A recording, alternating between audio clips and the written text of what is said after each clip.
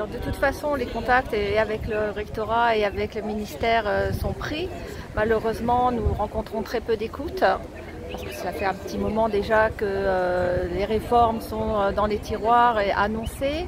Beaucoup d'annonces et aucun moyen en fait pour les appliquer. Alors non seulement nous ne sommes pas favorables à ces réformes qui vont à l'encontre, encore une fois, de ce que nous défendons, des valeurs que nous défendons, d'émancipation, d'une école émancipatrice, d'une école qui est dans l'intérêt de tous les élèves. Nous scolarisons tous les élèves. Et donc, si vous voulez, ça va à l'encontre déjà de nos valeurs. Et ensuite, on va forcer de voir qu'il n'y a aucun moyen pour l'instant de débloquer pour améliorer les conditions de travail et des enseignants et de tous les personnels des collèges et lycées et a fortiori d'apprentissage, des conditions d'apprentissage de nos élèves.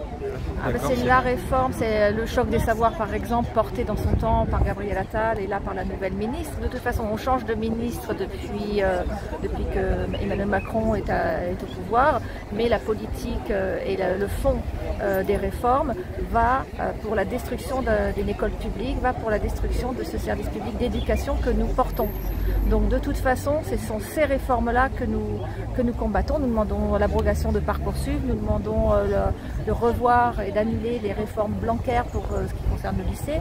Et nous sommes absolument défavorables aux réformes qui s'annoncent là pour le collège.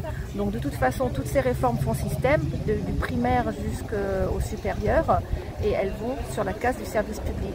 Or, encore une fois, la fonction publique que nous défendons, c'est au service du public, sur tout le territoire et dans les meilleures conditions possibles pour les enfants, donc pour les familles, donc pour le public et donc pour aussi les personnels qui travaillent auprès des jeunes.